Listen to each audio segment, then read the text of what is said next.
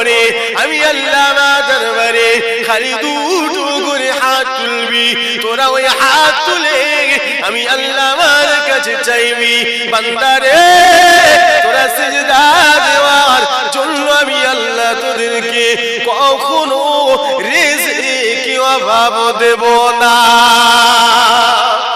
আরো জোরে বলে, বুঝতে পারছেন তো? আওয়াজ বুঝতে পারছেন? হ্যাঁ না বলে। বান্দা আমি আল্লাহ তোদের সৃষ্টি করেছি, রহস্য একটা। কি রহস্য? আমার ইবাদত করবি, নামাজ আমি আল্লাহ ফরজ করেছি, নামাজ পড়বি বান্দা, আর ওই নামাজ পড়াতে আমি আল্লাহ তোদের ফ্রিতে নামাজ নেব না। তোরা নামাজ পড়ার পরে আমার কাছে চাইবি, আমি আল্লাহ তোদের নেক আশা পুরা করে দেবো। জোরে বলবেন।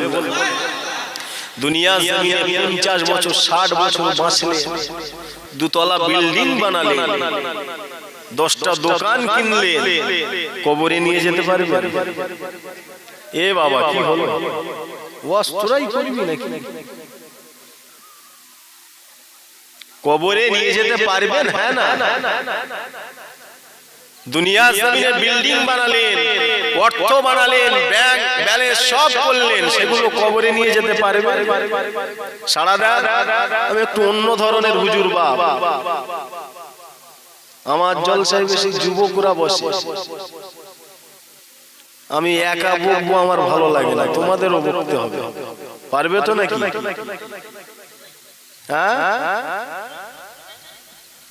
না, আপনাদের নিয়েই তো আজ হবে নাকি? ওরা বেশি আওয়াজ দেয় তো বেশি ওরাই হয়। আওয়াজ বেশি দিলে ঠান্ডা দেখবেন লাগবে না, শুনছেন? যত চিল্লাবে তত গরম হবে, ঠিক না ভুল আব্বা? তো কবরে নিয়ে যেতে পারবে? কবরে কি যাবে? আমার রাসূল বলছে একজন বান্দার কবরে 3টে জিনিস যাবে। নাম্বার 1 হলো সাদগায়ে জারিয়া। জোরে বললেন। সাদগায়ে জারিয়া হলো কোন দান? যে দান তুমি মসজিদ মাদ্রাসায় করলে, ওই মসজিদ ওই মাদ্রাসা যতদিন থাকবে ততদিন আল্লাহ তোমার কবরে সওয়াব দেবে। জোরে বললেন। দ্বিতীয়টা হলো শিক্ষা।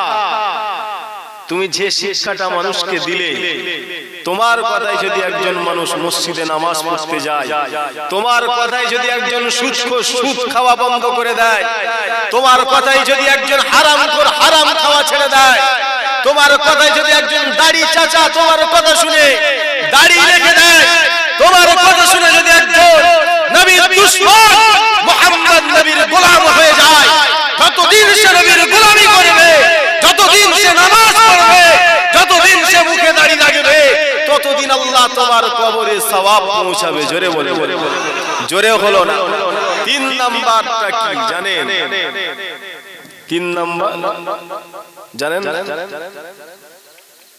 দুনিয়া জমিনে এমন সন্তান জন্ম দাও যে সন্তান তোমার জন্য হাত তুলে দোয়া চাবে, মাহফিল করবে, সেই দোয়াটা আল্লাহ কবরে পৌঁছে দেয়। জোরে বলুন। এমন সন্তান জন্ম দাও যে তুমি মরে যাওয়ার পরে তোমার কবরের পাশে দাঁড়াবে, যে তুমি মরে যাওয়ার পরে তোমার জন্য সবরে সানি করবে, ইমামকে ডাকবে, কোরআন শরীফ তেলাওয়াত করাবে, মুরব্বি মানুষদেরকে নামাজীদেরকে ডেকে কলেমা শরীফ পড়াবে, হাত তুলে আল্লাহর কাছে দোয়া চাওয়াবে।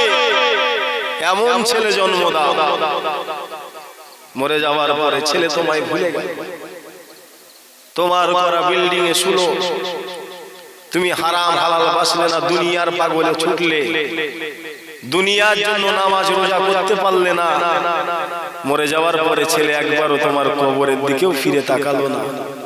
তোমার নসিবটা ভালো না খারাপ? আজ সমাজে কিছু মানুষ এই কালেমার বিরোধিতা করে, এই কালেমা শরীফের বিরোধিতা করে, দুয়ার মাহফিলের বিরোধিতা করে, ওয়াজের মাহফিলের বিরোধিতা করে, কিন্তু আমার রাসূলুল্লাহ বলছে তিনটে জিনিস বান্দা তুমি মরে যাওয়ার পরে তিনটে কাজ যদি তোমার দ্বারা হয়ে যায়, এই তিনটে কাজের সওয়াব আল্লাহ তোমার কবরে পৌঁছাবে। জোরে বলে বলে। আল্লাহ যদি কোনো নাফরমান বান্দা মরে যায়, তাকে কবরে শুইয়ে দেওয়ার পরে তার হিসাব হবে না? হবে। কোন ইমানদার মরে গেলে তার কবরে শুইয়ে দেওয়ার পরে কবরে হিসাব হবে না? হবে। আসে যুবকেরা,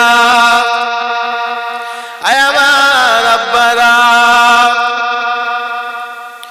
আজ আমি যদি মারা যাই, আমাকে কবরে শুইয়ে দেওয়ার জন্য আমার ছেলেরা ব্যস্ত হয়ে থাকবে, আমার বাপেরা, আমার আম্মারা আজ দুনিয়ার পিছনে ছুটছো, আমার নবীর মিলাদে বসলে না, আজ দুনিয়ার পিছনে ছুটছো, নামাজ পড়লে না, রোজা রাখলে না, আমার রাসূলুল্লাহ সুন্নাতগুলোকে পালন করলে না।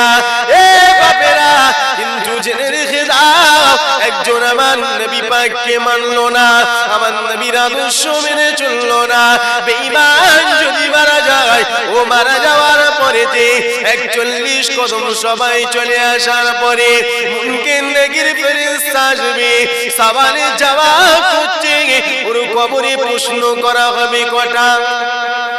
আওয়াজ দেন কটা? আর একজন আল্লাহর নেক বান্দা মরে গেলে তার কবরে কটা? আমি বলছি একটা প্রশ্ন হবে, মেনে নেবেন? অবাক হয়ে গেল যে সারা জীবন কবরে তিনটে প্রশ্ন হয়, আরে হুজুর এসে বলে একটা, কি ব্যাপার? কটা প্রশ্ন? আপনারা বলছেন তিনটা, আমি বলছি একটা। চলেন দেখি কি হয়। বান্দা জিজ্ঞাসা করবে, এ বান্দা বল তো রব কি? আমার নবী সুন্নাহ মানলো না, ঈমান অন্তরে ছিল না, বেঈমান মারা গেল, বেঈমানের কবরে আল্লাহ পাক ফেরেশতা পাঠাবে, ফেরেশতা তিনটে প্রশ্নের উত্তর ওই বেঈমান মানুষটা দিতে পারবে না, ওই মানুষটাকে ফেরেশতা বলবে, যা, আল্লাহ তোকে জাহান্নামী ঘোষণা দিল।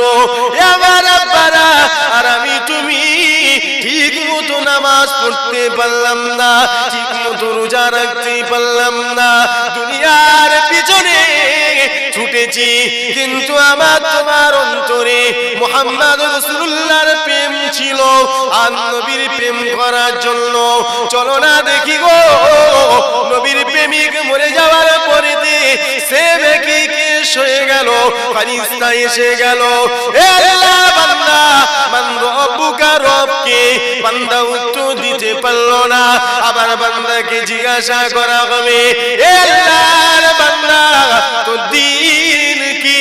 বান্দা উত্তর দিতে পারলো না, আমার ফেরেশতা বলবে, বান্দা রে তোমার নবীকে, বান্দা আমার নবী উত্তর দিতে পারলো না। ওই সময় আমার আল্লাহ নবীকে, আমার আল্লাহ পাকের ফেরেশতাদেরকে আমার রাসূলুল্লাহ বলতে লাগবে, এ আল্লাহর ফেরেশতা, ও বান্দা আমি আল্লাহ নবী আমাকে মুহাব্বত করতো, আমাকে ভালোবাসতো, দুনিয়া জমিনে হয়তো ঠিক মতো নামাজ পড়তে পারিনি, ঠিক মতো রোজা রাখতে পারিনি, কিন্তু যখনই আমি রাসূলুল্লাহ আমার বিরুদ্ধে কথা হতো, আমার বান্দাটা রাস্তায় নেমে যেত, আমি রাসূলুল্লাহ আমার বিরুদ্ধে যখন কথা হতো, আমার ওই বান্দাটা তখনই ঘরে সব ছেড়ে আমি রাসূল আমার জন্য প্রতিবাদ করতো। এ ফেরেশতা, আমার বান্দার আরেকটা অপশন দাও। আমার আল্লাহ পাক ফেরেশতাকে বলবে, ফেরেশতা রে আমার নবীর প্রেম করতো, আমার নবীর প্রেম করার জন্য আমার বান্দাকে আরেকটা অপশন দাও। আল্লাহ কি অপশন দেব? ফেরেশতা রে আমি আল্লাহ পশ্চিম দিকের মাটিটা সরিয়ে দিচ্ছি, আমার হাবিবুল্লাহ গম্বুজ খানাকে দেখিয়ে দে। বান্দাকে আমার নবীর গম্বুজ খানাকে দেখানো হবে। এ বান্দা, এই গম্বুজটা কার? তুমি কি চেনো? বান্দা আমার নবীকে ভালোবাসে, বান্দা আমার নবীকে প্রেম করে। আমার আব্বারা, ওটা যদি আমি হাবিবুল্লাহ হই, আমার জীবন ধন্য হয়ে যাবে। সেই সময় বান্দা বলবে, ও আল্লাহর ফেরেশতা, এই গম্বুজটা কার? এই গম্বুজটা আমার বাড়িতে পিকচার করে, ফটো করে ঝোলানো থাকতো। আমার বাপ, আমার মা বলতো, এ আমার ছেলে, এই গম্বুজটা যেটা দেখছো, এই মাজারের ফটো যেটা দেখছো, এই মাজারটা হলো আমার রাসূলুল্লাহর মাজার। এ ফেরেশতা, এই মাজারটা হলো আমার নবী পাকের মাজার। নবীর মাজার বলার সাথে সাথে আল্লাহ পাক ওই বান্দাকে জান্নাত দিয়ে দেবে। জোরে বললেন না সুবহানাল্লাহ? তাহলে শেষ উপায় কি? প্রশ্ন যদি তিনটে হয়, প্রথম প্রশ্নই ফেল করলে দ্বিতীয় প্রশ্ন আসে। বুঝতে পারলেন? ধরেন প্রথম 100 মিটার দৌড় হচ্ছে, যারা 100 মিটার ধরে জিতবে তাদের 200 মিটার দৌড় তাদের চান্স দেওয়া হবে। 100 মিটার দৌড়ে আপনি ফেল করলেন, 200 মিটারে আপনি চান্স পাবেন। তাহলে তারপরে 300 মিটারেও চান্স পাবেন। মান রব্বুকা, আমাদের রব একটু আওয়াজ দিয়ে বলুন, জোরে বলে আমাদের দিন, আরো জোরে বলে আমাদের নবী সাল্লাল্লাহু আলাইহি ওয়াসাল্লাম। প্রথম উত্তর দিতে পারলো না, তার মানে কি আল্লাহ অপশন রেখেছে।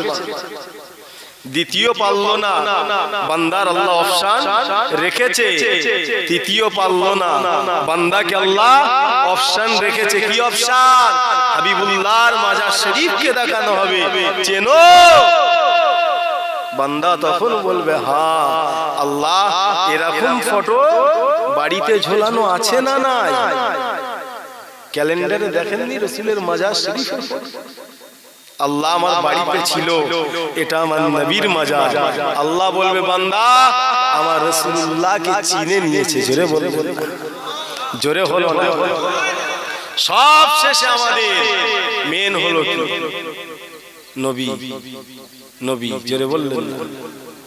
রাসূল ছাড়া নাজাত মিলবে না, রাসূল ছাড়া নাজাত মিলবে না। যতই নামাজ পড়ো, রোজা রাখো, হজ করো, বান্দা জেনে রেখে দিও, অন্তরে নবীর প্রেম না থাকলে কিচ্ছু আসে না, কিচ্ছু লাভ নেই। রাসূলের প্রেম আগে দরকার। তুমি বলছো হ্যাঁ নবীকে ভালোবাসি, রাসূলুল্লাহ সুন্নাতের বিরোধিতা করছো। হ্যাঁ রাসূলকে ভালোবাসি, জলসা করা যাবে না, নবী সুন্নাতের বিরোধিতা করছো। রাসূলুল্লাহকে ভালোবাসি আর আমার নবী যে কাজগুলো অপছন্দ করে সেগুলো তুমি করছো, এটাকে কি নবীর ভালোবাসা বলে? আসে যুবকেরা, আমার নবী পাককে ভালোবাসলে কি পাওয়া যাবে গো? এ যুবকেরা, বারা তরুণেরা, নবী প্রেমিক হয়ে মরে যাও দুনিয়া জমিনে। আলা হযরত ছোট হুজুর পীর কেবলা বলতো, বাবারা বেনামাজি হয়ে মরো বাবা, নাজাতের রাস্তা আছে বাবা। বেরোজাদার হয়ে মরো বাবা, নাজাতের রাস্তা আছে বাবা। এ বাবারা, গোস্তাগে রাসূল হয়ে মরো না, ঈমান হারা হয়ে মরো না, নাজাত তুমি পাবে না। বলতেন তো ছোট হুজুর কেবলা। ছোট হুজুর কেবলার ওয়াজ শুনেছেন আপনারা? ছোট হুজুর কেবলা বলতেন, বেনামাজি হয়ে মরো, নাজাত যাবে। বেরোজাদার হয়ে মরো, নাজাত যাবে। ঈমান হারিয়ে গুস্তাগে রাসূল হয়ে মরো না, নাজাত তুমি পাবে না। সব জায়গায় আমার রাসূল। আমার আব্বারা নামাজ পড়ো, ওই নামাজে যে আল্লাহ শুধু নিজে সিজদার কথা বলেনি, বান্দা তুই নামাজি নি, বান্দা তুই আমি আল্লাহ আমার ইবাদত করছিনি, আমার হাবিবুল্লাহকে বাদ দিয়ে আমার ইবাদত করলে হবে না। বান্দা প্রথম সালামটা আমার হাবিবুল্লাহকে দে।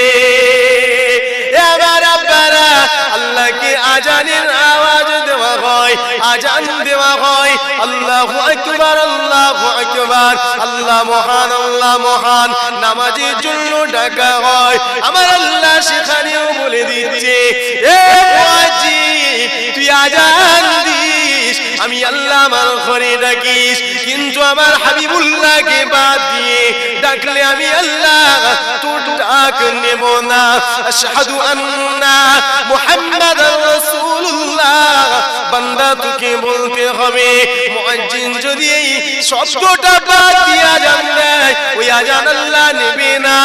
আমার আব্বারা তরুণেরা, আল্লাহ আমার নবী পাকের মাকাম কতটা আলা করেছে গো।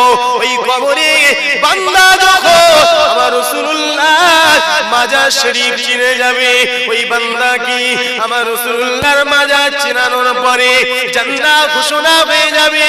আর একজন নবীর প্রেমিক আল্লাহর নেক বান্দা মারা গেল, ওই নেক বান্দাটাকে কবরে শুইয়ে দিতে তিনজনা কবরে লাবে না, লাবে না। মানুষ মরে গেলে কবরে কজন লাবে? সারা দেন তিনজন লাবে। ধরেন আল্লাহর নেক বান্দা মারা গেছে, সেই নেক বান্দা মারা যাওয়ার পরে ফারিস্তা এসেছে, ফারিস্তা এসে দেখছে সেই বান্দার কবরে তিনজন দাঁড়িয়ে। জোরে বললেন না? আর একটু জোরে হলো না? ফারিস্তা বলতে লাগে, বান্দা ও আল্লাহর বান্দা, এই বান্দাকে শুইয়ে দিয়ে তোমরা কেন উঠলে না? জোরে বললেন না সুবহানাল্লাহ? ফারিস্তা বলে, বান্দা তোমরা কেন উঠলে না? আজ আপনি মরে গেলে, বাপ আপনি মরে গেলেন, আপনার ছেলে কবরে যাবে, বুকে হাত রেখে কেউ যাবে আপনার সঙ্গে কবরে? কেউ যাবে না। আল্লাহর ফারিস্তা এসে দেখছে তিনজন দাঁড়িয়ে। ফারিস্তা বলছে, ও আল্লাহর বান্দা, তোমরা এই বান্দাকে কবরে শুইয়ে দিয়ে উঠলে না কেন? সওয়াল করব, আমরা প্রশ্ন করব, তুমি উঠলে না কেন? তিনজন বলতে লাগবে, এ আল্লাহর ফারিস্তা, প্রশ্নের উত্তর আমরা দেব। জোরে বললেন? আর একটু জোরে হলো না? ফারিস্তা দুজন অবাক হয়ে আবার বলতে লাগে, আল্লাহ বান্দা উত্তর তোমরা দিলে তো হবে না। আব্দুল রহমান, আব্দুল সত্তার, আব্দুল করিম ইন্তেকাল হয়ে গেছে, উত্তর তোর থেকে নেব, তোমরা দিলে তো হবে না। আল্লাহ ফারিস্তাদের ওই তিনজন ছাড়বে না, না আমরা দেব। ফারিস্তা দুজন আল্লাহ দরবারে ফিরে চলে যাবে। ও রব্বুল আলামিন, আল্লাহ পাক আপনার বান্দা কবরে গেছি, উত্তর আমাদের দিতে দিচ্ছে না, প্রশ্ন আমরা করব করতে দিচ্ছে না। এ ফারিস্তা কেন? আল্লাহ ওই বান্দার কবরেতে তিনজন মানুষ নেমেছিল, ওরা ওই বান্দাকে রেখে কবর ছেড়ে উঠেনি, ওরা কবরে রয়ে গেল। উত্তর ওরা দেবে বলছে।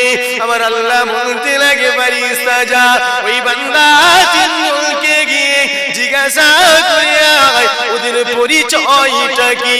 আবার ফারিস্তা যাবে, আল্লাহ বান্দা তোমরা কবরেতে আছো, কবর ছেড়ে উঠলে না, তোমাদের পরিচয়টা কি? ওই সময় ওই তিনজন বলতে লাগে, আল্লাহ ফারিস্তা, এ আব্দুর রহমান দুনিয়া জমিনে যতদিন বেঁচে ছিল, এ আব্দুর রহমান কখনো নামাজ ছাড়েনি, আমি বললাম সেই নামাজ। জোরে বললেন না? আল্লাহ ফারিস্তা, এ আব্দুর রহমান যতদিন দুনিয়া জমিনে বেঁচে ছিল ও দান করত, আর একজন বলবে আমি হলাম ওর দান, আর একজন বলবে আল্লাহর ফারিস্তা আমি হলাম ও জীবনে যত ভালো কাজ আমলগুলো আল্লাহর ফেরেশতা দুজনা আল্লাহর দরবারে ফিরে যাবে। ও রব্বি আল্লাহ, আপনার বান্দার কবরে প্রশ্নের উত্তর আমরা নিতে পারবো না। আল্লাহ জানিয়ে দেবে, ফেরেশতা যা আমার বান্দার গলাতে গিয়ে মতির মালা পরিয়ে দে। আল্লাহ মতির মালা দেবে বান্দাকে গলায় পরানোর জন্য। ফেরেশতা দুজনা কবরে এসে ওই মালাটা নিয়ে টানাটানি করতে লাগে। একজন ফেরেশতা বলে না আমি পরাবো, আরেকজন ফেরেশতা বলে না আমি পরাবো। এমন করে টানাটানি করতে করতে ওই মতির মালাটা ছিঁড়ে মতিগুলো কবরে ছড়িয়ে পড়বে। আল্লাহর ফেরেশতাদেরকে তো আল্লাহ বলেছে যা মালাটা আমার বান্দার গলায় পরিয়ে দিবি, কবরে মতি ছড়াবি না। বান্দার কথা আল্লাহ যা বলেছে ফেরেশতাকে তো তাই করতে হবে। ফেরেশতা তখন ওই মতিগুলো কুড়িয়ে নিয়ে মালা গাঁথতে শুরু করে দেবে। এই যুবকেরা আপনারা নবীর প্রেম থাকলে কি হবে কবরে বাবু? আমার আল্লাহর ফেরেশতারা ওই মালা গাঁথতে গাঁথতে ঘোষণা হয়ে যাবে কিয়ামত শুরু হয়ে গেছে। জোরে বললেন না সুবহানাল্লাহ। আল্লাহ বলেছে মালা গলায় পরাতে, কবরে মতি ছড়াতে বলে। ফেরেশতা এসে এ ফেরেশতা বলছে আমি পড়াবো, ফেরেশতা বলছে আমি পড়াবো। মালা দিল মানে বারহাক জান্নাতি স্পেশাল ভিআইপি মানুষ এলে কি হয়, সবাই যায় আগিয়ে নিয়ে আসতে, ঠিক না ভুল? হুজুর কেবলা এসেছিল, ওয়েলকাম জানিয়ে আনতে গেছিল। বান্দার গলায় পড়াতে এসে টানাটানি করতে গিয়ে মতির মালাটা ছিঁড়ে মতিগুলো কবরে ছড়িয়ে গেছে। ফেরেশতা গাঁথতে গাঁথতে কিয়ামত ঘোষণা হয়ে গেছে। জোরে বলে আর একটু জোরে হলো না? এ যুবকেরা আমার আব্বারা, কিয়ামত ঘোষণা হয়ে গেছে। এই দুনিয়াটা আর এমন থাকবে না, সব পুড়ে তামা হয়ে যাবে। মাথার আধা দেখতে লাগ এক হাত উপরে ওই যে সূর্যখানা দেখছো বহু দূরে আছে, ওই সূর্যটা 12খানা মুখ হবে, মাথার ঝিনুকগুলো টংবক টংবক করে ফুটবে। এই যুবকেরা আপনারা আমি তুমি সেই দিন নাফসি নাফসি করব, আমাদের উপায় কি হবে? সেই দিনে আমার আল্লাহ ফেরেশতাকে বলবে হযরত জিবরাইল যাও আমার হাবিবুল্লাহকে ডাকো যাও। আল্লাহর ফেরেশতা আসবে, দুনিয়া জমিনটা তো মরুভূমি হয়ে যাবে। আল্লাহ আমার রাসূলুল্লাহকে তুলবে, ফেরেশতা এসে দুনিয়া মরুভূমি হয়ে গেছে, অপশন কিছু চিহ্ন নাই, কিছু চিনতে পারে না। আল্লাহ দরবারে ফিরে যাবে। ও রব্বি আল্লাহ, আপনার হাবিবুল্লাহকে তো কোথাও খুঁজে পাই না। আমার আল্লাহ সেই সময় বলবে এ ফেরেশতা যা দুনিয়া জমিনে কান লাগিয়ে লাগিয়ে শুনবি, যে জায়গা থেকে ইয়া রাব্বি ইয়া হাবলি ইয়া উম্মতি উম্মতি আওয়াজ আসবে, ওই জায়গায় আমার রাসূলুল্লাহ আছে। এই যুবকেরা পারা আমার রাসূলুল্লাহকে কিয়ামতের দিন তোলা হবে। আমার নবী পাককে দেখে সমস্ত নবী আলাইহিস সালামের উম্মতরা তাদের কাছে যাবে, এ নবী মুসা, এ নবী ঈসা, এ নবী ইব্রাহিম, এ নবী ইসমাঈল, এ নবী জাকারিয়া, এ নবী ইয়াহইয়া, এ নবী আমাদের বাঁচাও, আমি তোমাদের উম্মাহ, আমি তোমাদের উম্মাহ। সমস্ত নবীরা সেই সময় বলবে এ আমার উম্মাহ, আমি দুনিয়া জমিনে না কোনো ভুল করেছি জানি না, আমার ভুলের জন্য আমি নিজেই নফসি নফসি করছি, আর তোমাকে কি বাঁচাবো? এ আমার আব্বারা, আল্লাহ আমার তোমার মাকাম এতটা আলা করেছে। সমস্ত নবীরা তাদের উম্মাদের ঘরে বলবে এ আমার উম্মাহ যাও, আখিরি জামানার রিসালা আখিরি জামানার নবী মুহাম্মাদুর রাসূলুল্লাহর কাছে চলে যাও, বাঁচানোর অপশন একটাই, ওটাই হলো আমার রাসূলুল্লাহ। আর জোরে বলে একটাই অপশন, রাসূল। সমস্ত নবীরা কাঁদবে, আল্লাহ বাঁচাও। নবীরা সবাই কাঁদবে, নাফসি নাফসি নাফসি। নবীদের উম্মতরা তাদের কাছে যাবে, ও নবী মুসা, ও নবী ঈসা, ও নবী জাকারিয়া, ও নবী ইয়াহইয়া, আমরা হলাম তোমাদের উম্মত, বাঁচাও আমাদের। না, নিজের জন্যই ছুটছি, তোমাকে কি বাঁচাবো? যাও মুহাম্মদ নবীর কাছে চলে যাও। জোরে বলে আমার আব্বারা সমস্ত নবীরা কেঁদেছে, আল্লাহ আমাদের ঘরে নবী না বানিয়ে আখিরি নবীর উম্মত করে বানালে বড় খুশি হতা। এ যুবকেরা, বাপেরা, আল্লাহ আমার নবীর এত মাকাম দিয়েছে গো, আল্লাহ আমার নবীর এতটা মাকামলা করেছে গো।